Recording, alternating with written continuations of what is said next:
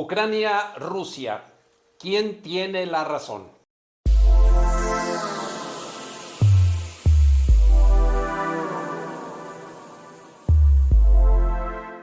A petición de ustedes, amigas y amigos, hoy empezamos una serie de videos para desarrollar un análisis exhaustivo de esta confrontación que nos ha tomado por sorpresa al mundo entero, del que estamos muy preocupados y de la que todos queremos hacer pronósticos, pues hoy más que nunca nos preocupa qué es lo que sucederá, es decir, escenarios de futuro.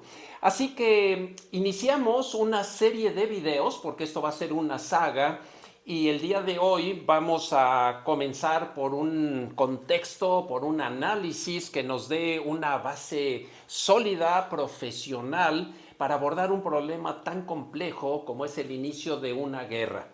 Y para ello yo quisiera iniciar por presentarles a un clásico del tema de las causas de las guerras, de los conflictos, que es el señor Gastón Butul. Él creó y desarrolló una ciencia llamada la polemología, que debemos de definirla como la ciencia que estudia las causas de las guerras y de las que él alguna vez afirmó que las guerras son una enfermedad y que por lo tanto tienen una curación, toda vez que conozcamos su causa. Y él propone básicamente 4 que les denomina complejos y que el problema de Rusia encaja en alguno o en varios de ellos, que pues los vamos a dejar a su consideración. He aquí los 4 complejos del señor Gastón Butul de la polemología. Número 1, el complejo de hacinamiento.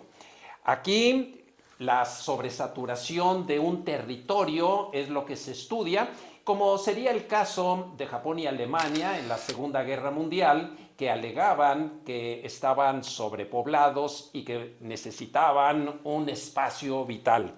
Número 2, el complejo de Damocles, la guerra preventiva. El complejo de Damocles, el señor Butul se refiere a la mitología de aquel personaje que había puesto una espada afilada apuntando y colgando encima de un rey para que en todo momento él supiera que esa espada podría zafarse o el hilo que la detenía romperse y que le caería en la cabeza. Entonces, Butul la refiere como la situación preventiva de que para que no me ataques, yo te voy a invadir primero, que se relaciona muchísimo al problema de Rusia. Número 3, el complejo del chivo expiatorio. Buscar a alguien inocente a quien echarle la culpa para justificar todos nuestros problemas en una guerra que al aparecer la figura de este chivo haga que toda la atención se desvíe. Y número 4, el más cínico de todos, él le llamó el complejo de Abraham, en el que los viejos mandan a los jóvenes a pelear para que se mueran y al quedar sus esposas viudas, entonces apoderarse de ellas. De esta manera, Gastón Butul nos da las 4 causas de por qué esta enfermedad llamada guerra se presenta, y si logramos ubicar bien de cuál se trata, podríamos estar un poquito más cerca de encontrar la solución. Por ello, a partir de aquí, tenemos que imaginar que el problema de Rusia y Ucrania son un contexto y un magnífico ejemplo para lo que es el manejo de conflictos que en nuestra vida cotidiana, en la empresa, en nuestra organización, en la familia, que también ocurren a pequeña escala, pudiera esto reflejarse o servirnos para ser un poco mediadores de la paz. Y al hablar de la paz, quiero brevemente mencionarles que hace un tiempo tuvimos la enorme fortuna de ser abanderados de la paz, una maravilla de intención que desarrolló precisamente un ruso nacido en San Petersburgo, el señor Nicolás Roerich, quien soñó o imaginó que la paz podría desarrollarse en el mundo entero si fuéramos activistas de la paz, pero de una manera inteligente.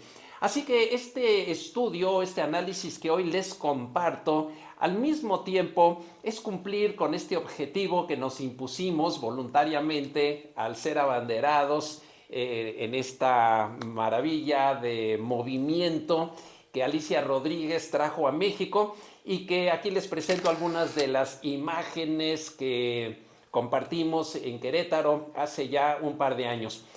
De manera que con todo este contexto tratemos de abordar qué es lo que ha pasado en Rusia. De los 4 complejos de Gastón Butul, creo que por su propio peso cae el de la espada de Damocles o de la guerra preventiva, es el primero que nos salta a la vista. Para ello tenemos que hacer una pregunta que muchos detractores de Ucrania se están haciendo, que para qué sirve la OTAN. OTAN es la Organización del Tratado del Atlántico Norte, que fue fundada en 1946 en los Estados Unidos a raíz de que el señor Harry Truman, en sus últimos años de gobierno, antes de que entrara Eisenhower, se dio cuenta que la Unión Soviética se había establecido y había tomado toda la fuerza debido a que había liberado a muchas naciones de la Alemania nazi, pero que el costo de haberlas liberado es que se las había anexado y que como toda esta expansión continuaría, se necesitaba un mecanismo de contención para decirle a Rusia, que en ese momento ya se llamaba Unión Soviética, de aquí no pasarás. Vamos a aclarar esto porque es uno de los temas de mayor discusión. La OTAN es una barda, es una muralla que se construye para contener al gigante llamado Unión Soviética. ¿Y por qué es gigante? Bueno, Rusia en toda su historia ha sido un país expansionista. Recordemos simplemente que en el tiempo de los zares, cada uno de ellos, sobre todo Pedro el Grande y Catalina la Grande, los 300 años de la dinastía Romanov, Rusia siempre buscó expandirse y no había quien lo detuviera. Tan solo en el periodo de Catalina la Grande se creció el territorio en más de 500,000 kilómetros cuadrados, casi una superficie de toda Alemania, y nada más fue el periodo de Catalina la Grande. De manera que de lo que haya sido Rusia en un principio de su historia a lo que llegó cuando la Segunda Guerra Mundial, bueno, pues siempre fue expansionismo. Al inicio de la Segunda Guerra Mundial hay una anécdota que refleja a 2 futurólogos gigantes del pensamiento y de la estrategia militar, que fue el general Charles de Gaulle en Francia y Winston Churchill en Inglaterra. Cuando Hitler decide iniciar su operación Barbarroja y sorpresivamente rompe y traiciona su acuerdo con Stalin de que iban a ser socios y que inclusive se habían repartido Polonia a la mitad, bueno, pues Stalin se desayunó con la noticia y el susto, que dicen que se pasó 3 días encerrado para asimilarlo, cuando vio que Hitler había roto ese convenio y que ya estaba avanzando con los tanques. La penetración que los nazis tuvieron en territorio ruso fue vertiginosa, fue parte de la Blitzkrieg, o sea, la guerra relámpago, que después se adueñó de toda Europa, pero durante el avance dentro de Rusia, Charles de Gaulle, que estaba al frente de la resistencia francesa, hizo un comentario que pasó desapercibido en el mundo entonces y hasta nuestros días, que vale la pena traerlo a tiempo presente porque fue toda una predicción futurológica. Escuchen esto. Charles de Gaulle afirmó: imagínense, compatriotas, que todo este avance que está teniendo Hitler y los alemanes tan rápido nos está mostrando la cantidad de recursos bélicos que tiene a su vez Rusia. Y la pregunta que yo me quiero hacer, cuando Hitler pierda la guerra, porque seguro la va a perder, ¿qué va a suceder con este gigantesco enemigo que se llama Rusia, que tiene toda esta extensión y todo este ejército que no nos habíamos nunca imaginado?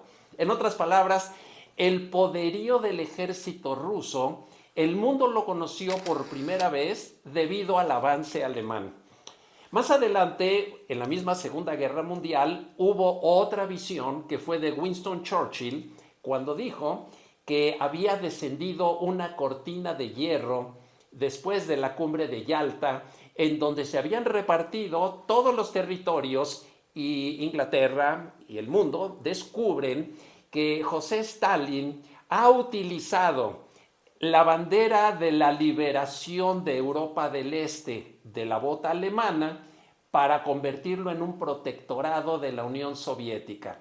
De manera que Polonia, Rumanía, Bielorrusia, todos los países que ya sabemos de Europa del Este, agradecían a Rusia el haberlos liberado de los alemanes. Pero lo que no sabían es que de Guatemala se iban a Guatepeor, porque tan solo 3 o 4 años después del final de la Segunda Guerra Mundial, Checoslovaquia se da cuenta, se trata de salir de esa Unión Soviética y no nada más no se lo permiten, sino que por primera vez recibe una invasión. A Hungría le pasaría lo mismo años más tarde y el mundo se da cuenta que esos países están ahí porque Rusia desea que estén ahí. Pero la historia se encargó de demostrar que todo esto tenía que traer una conclusión no tan favorable para ninguno de ellos. La economía centralmente planificada estancó el desarrollo de aquellos países que al no crecer, al no generar la riqueza que necesitaban, por lo contrario empezaron a tener muchísimos problemas. Ucrania tuvo una hambruna debido a que gran parte de los alimentos y de los granos se fueron para Rusia. Se dice que murieron varios millones de ucranianos de hambre debido a esa economía centralmente planificada. Y desde ahí en Ucrania ya surge un sentimiento antirruso, a pesar de que muchos habitantes de Ucrania son rusos y de que este es el idioma oficial. Entonces, toda esta tensión se empieza a generar, a estresar, hasta el punto en que en 1989 todo revienta y la Unión Soviética se colapsa, en gran parte por la explosión de Chernobyl, que fue la gota que derramó el vaso, y Mikhail Gorbachev anuncia que todo este sueño ha terminado. En Polonia, pues Lech Walesa ha organizado huelgas con el sindicato Solidaridad, apoyado y en concordancia con el Papa Juan Pablo II desde Roma. Ronald Reagan en los Estados Unidos, se dice que hicieron por ahí la Santa Alianza, pero Jaruzelski, el representante de Rusia, hace una represión increíble contra los polacos, que pues levanta toda la ámpula en el mundo, y los países que se habían agrupado para contrarrestar a la OTAN habían formado el Pacto de Varsovia 3 años después de 1949, y desde entonces era el choque de los dos bloques que se le llamó la Guerra Fría. Polonia, por su lado, había sido un país sándwich porque siempre a lo largo de su historia estuvo dividido entre varias potencias. Rusia, por un lado, el Imperio Austrohúngaro por otro, y Prusia. Entonces, todos estos países que alguna vez la invadieron, la ocuparon y la dividieron, se convirtió en la inspiración de un músico polaco clásico llamado Federico Chopin, que tuvo la inteligencia y el patriotismo de dibujar la patria a través de la música. Es decir, los mapas que se elaboraban en los tiempos de Chopin no representaban a Polonia porque ya no existía como país, pero esta nación existía únicamente a través de las notas de las polonesas de Chopin, que era música antirrusa y que fue llegada a declarar como música subversiva. De hecho, la polonesa militar, que algún día se las interpretaré en vivo, se llegó a considerar el segundo himno nacional de Polonia. El pecado de Polonia fue haber sido estratégicamente un país sándwich que siempre se lo peleaban las potencias. Pero cuando la Unión Soviética se deshace y se desmorona en 1989, Polonia cambia de bando, entra a ser parte de la Unión Europea, se afilia a la OTAN y automáticamente el balance de todas estas naciones cambia porque Polonia siempre fue el ganso guía que orientaba a todos los países de Europa del Este o de la antigua cortina de hierro. Entonces, ¿quién ocuparía el papel o el rol de un país sándwich, es decir, el que estuviera en medio de los dos bloques? La respuesta es, sin duda, Ucrania. Así es. Ucrania viene a ocupar el lugar histórico que en los anteriores siglos había tenido Polonia. Y desde ahí ya existe una tensión porque Ucrania desde hace 20 años buscaba meterse o unirse a la Unión Europea y Rusia no se lo permitía. Cuando lo anuncia formalmente, hace 3 años, el presidente en turno tiene que renunciar y Ucrania dice siempre no, y todos los ucranianos se levantan en opinión. Tenemos el problema de Crimea, que vota a favor de regresar a ser parte de Rusia, y las tensiones de toda esta zona ya están ahí fuertes, ya están patentes, lo demás ya lo sabemos. El complejo de Damocles del que hablaría Gastón Butul se hace presente y la guerra preventiva se empieza a anunciar sórdidamente. Vladimir Putin hace varios meses ya estaba diciendo que la razón que él tendría si algún día tuviera que ocupar Ucrania sería evitar que los misiles que ya se pusieron en Polonia o en Rumanía se llegaran a instalar en Ucrania, que es un país que se adentra muchísimo más en la geografía de Rusia. Así que con estas pequeñas advertencias solapadas, la OTAN no lo escuchó, o si lo escuchó lo desafió, que eso nunca lo sabremos, pero ya estaba en ese momento la tensión a su máximo. Cuando Rusia empieza a anunciar que ya está acumulando o reuniendo ejército en las fronteras de Bielorrusia y Ucrania, que ya son más de 100,000 elementos, y que Joe Biden lo dice ya como un hecho de que va a haber una guerra y que nadie escuchaba a Joe Biden. Bueno, pues ahí, amigas y amigos, estaba ya el preludio de todo lo que estamos viviendo. Aquí quiero hacer un pequeño alto y hacernos una pregunta.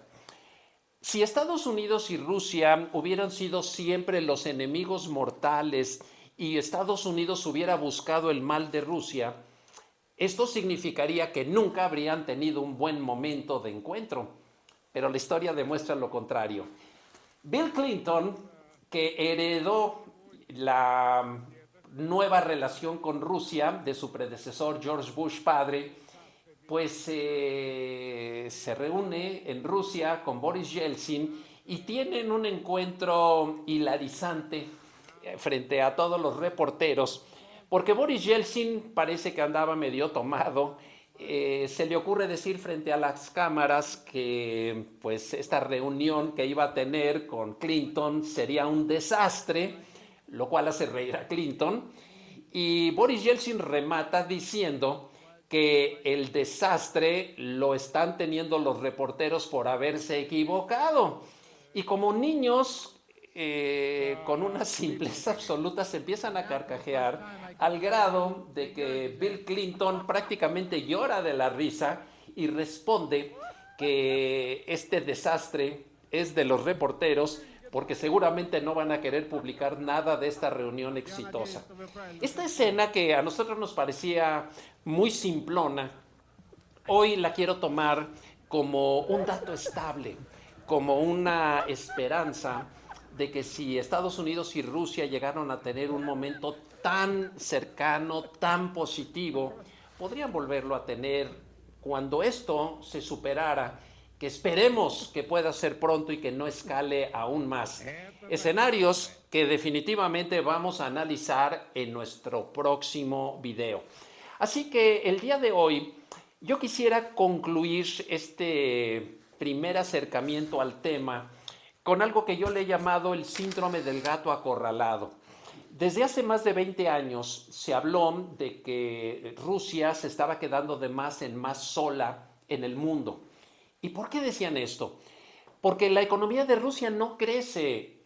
Mucha gente piensa o se imagina que tener una gran extensión territorial es sinónimo de tener una gran economía. Pero sorpréndanse de que no es así. Como lo pueden ver aquí, la economía de Rusia equivale en tamaño a la suma de Holanda y Bélgica. Poquito más de $1 trillón, que es casi lo que produce México. Déjenme decirles, México y Rusia tenemos casi la misma población, solo que Rusia tiene una extensión como 20 veces más grande que nosotros, pero el tamaño de su economía es casi el mismo. Nos rebasan por un 20% y se considera que en los próximos 10 años vamos a alcanzar a Rusia y la vamos a rebasar. ¿Qué es el tamaño de una economía? El Producto Interno Bruto. La primera vez que yo escuché esta palabra no sabía qué significaba y tuve que poner mi cara de Producto Interno Bruto porque cuando somos analfabetas de la economía confundimos peras con manzanas. Hoy yo les quiero decir que la economía de Texas, de un solo estado de la Unión Americana, supera a la de toda Rusia. Que Japón tiene un 50% más de economía que todo Rusia en una extensión 100 veces menor. Es decir, en Rusia caben 100 Japones y sin embargo produce más que todo Rusia. Canadá produce un poquito más que Rusia en una extensión muy parecida, pero con la tercera parte de su población. Bajo cualquier comparación, sin meter a Estados Unidos, que es una economía 4 veces más grande que Rusia, el problema que tenemos con este gigantesco país es que no ha logrado desarrollar su economía a la par del mundo. Y esto es una de las grandes causas de que Rusia se esté sintiendo tan mal. Y aquí quiero ser muy claro.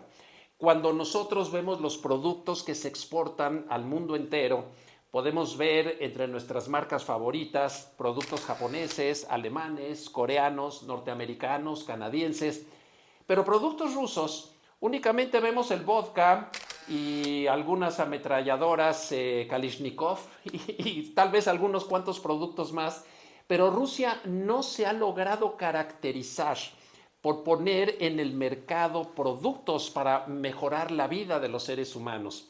Recordemos a Akio Morita, que después de haber estado en la Segunda Guerra Mundial, él alguna vez afirmó que cuando terminara la guerra, él bombardearía a los Estados Unidos, pero con productos electrónicos para el hogar. Es decir, comprendiendo lo absurda de la guerra, Akio Morita soñaba con desarrollar tecnología para la paz y para darle un mayor nivel de vida a los seres humanos. Y no nada más se lo dio a Japón y fue el predecesor o el precursor del Made in Japan, sino que conquistó todo Estados Unidos pacíficamente y Sony llegó a ser una de las marcas más queridas del mundo. Yo anhelaría ver marcas rusas que nos hubieran cautivado al mercado y que fueran motivo de mandar muchísimos ingresos a este país para que su economía creciera. Pero no es el caso. China, que también viene de una herencia comunista, entendió mejor la lección y ha conquistado pacíficamente al mundo entero, y hoy sabemos que los productos chinos están más cerca de nosotros que los japoneses y los coreanos. Y China le preocupa en este momento su ruta de la seda, vender más productos en el mundo entero. No es el caso de Rusia.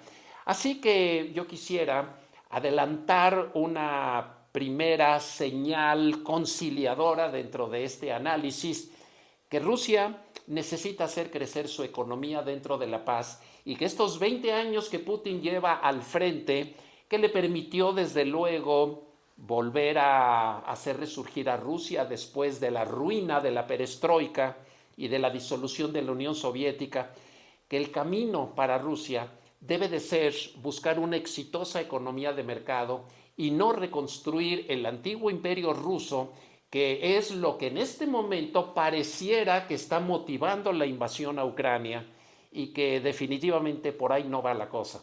Así que, ¿quién tiene la razón en este momento? Les dejamos a ustedes todo este listado, este concentrado de información para que hagan su propio juicio y que sepamos que Ucrania está buscando la libertad de pertenecer a la Unión Europea, que si está deseando entrar a la OTAN es porque tiene miedo de Rusia. Y Rusia tiene miedo de que Ucrania se convierta en un enemigo peligroso pegado a sus fronteras. Y este miedo mutuo que se tienen es lo que ha desatado la guerra, que hoy, a la edición de este seminario, es apenas un problema local en Ucrania y que Dios quiera que no se escape de sus fronteras, porque si así ocurriera, tendríamos un conflicto en toda Europa que sería la antesala de una tercera guerra mundial.